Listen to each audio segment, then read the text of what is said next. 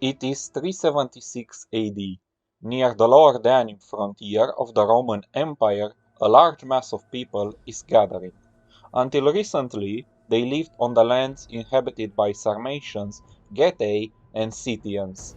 But to their misfortune, strange people from the Eurasian steppe arrived on horseback near the Black Sea.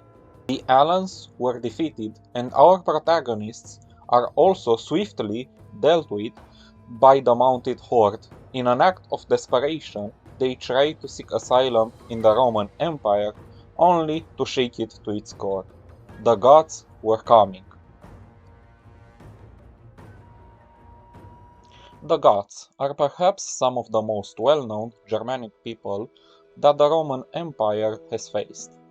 Responsible for military defeats such as Abritus and Adrianople and the sack of Rome. But before starting to discuss about their exploits, we need to talk about the origins of one of Rome's most popular enemies. Regarding the primary sources, we have very little information about the origins of the Goths.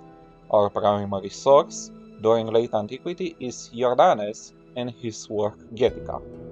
As mentioned in the introduction, in the 4th century AD, the Goths lived near the Black Sea and north of the river Danube.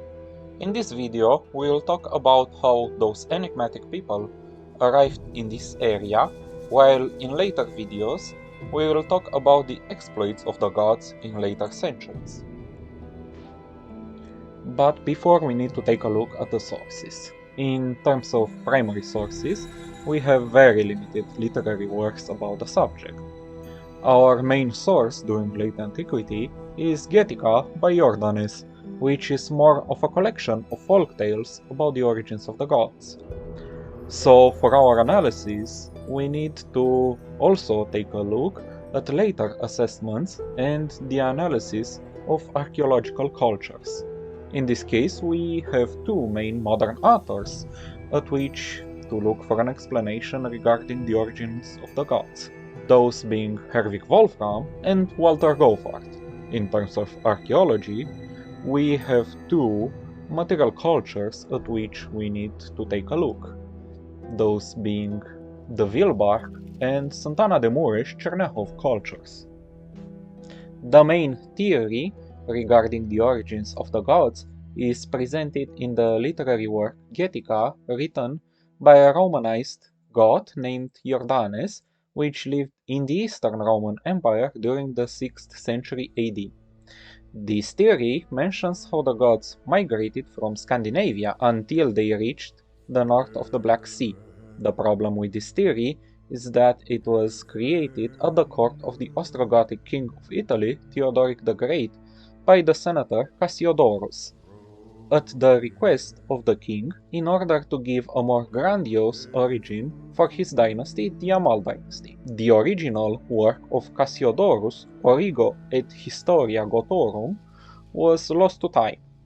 The story of the Scandinavian migration originated from Gothic oral tradition and was later picked by Iordanes, who also rewrote the works of Cassiodorus in Getica. This theory was later reinforced by German humanism in the 16th century, but is contested by modern historians. But if we move beyond the Gothic legends and royal propaganda, archaeology paints a much subtler picture. According to historian Herwig Wolfram, the story of a mass migration from Scandinavia is a mythical reflection of something much slower, a long process of ethnogenesis or people building. The earliest traces of what we can call a Gothic culture appear in northern Poland, near the Vistula River, in what archaeologists call the Wilbark culture, dating from the 1st to the 3rd century AD. These communities notably buried their dead without their weapons, a custom that sets them apart from other Germanic groups. They were skilled metalworkers and farmers, and their settlements suggest contact with Scandinavia through trade, not invasion. Wolfram argues that the Goths began here as a small regional group called the Gutones, mentioned by Roman authors like Pliny or Tacitus. Over time, their leaders built prestige around a royal lineage that traced its ancestry to Scandinavia, the land of Skansa, turning the myth into a shared identity. By the late 2nd century, parts of this population slowly moved southeast toward today's Ukraine, Romania, and Moldova, where they interacted with local Dacian and Sarmatian populations. The area in which the Goths migrated was around the shores of the Black Sea, more exactly the northern and northwestern shores of the Black Sea. This mixing of Vilbark culture with the local cultures gave rise to a new archaeological culture called the Santana de Mureș-Cerneahov material culture.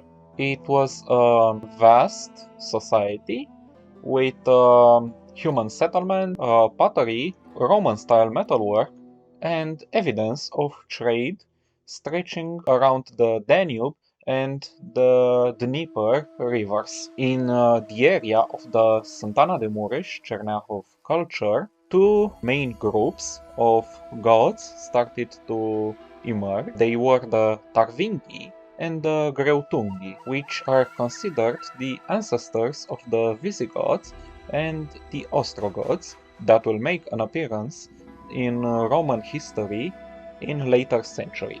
In regards to the Scandinavian migration, Wolfram and other historians tend to agree to the idea that the gods might not have originated from Scandinavia necessarily, but some clans from southern Scandinavia started to migrate around the area of the Vistula River, where the Vilbark culture already existed.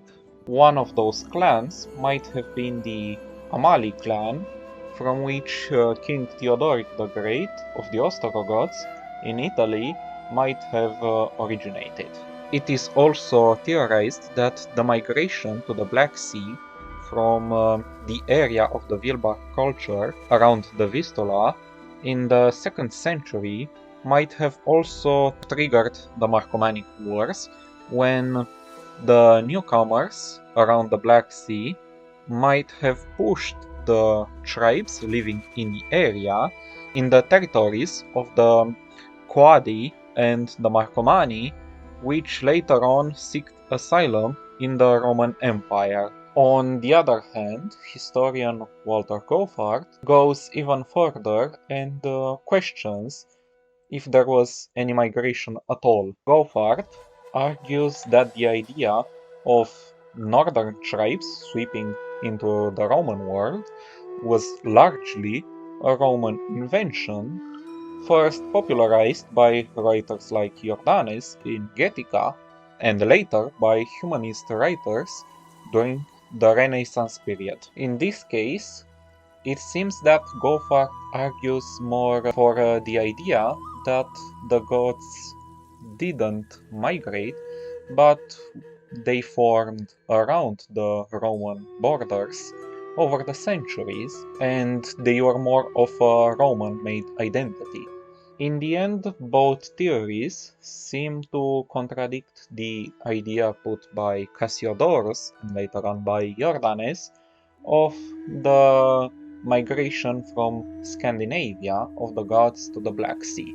This video serves as a short introduction for Gothic history. In future videos, we will go further into the history of the Gothic people and analyze in depth their material cultures and their relations with the Romans.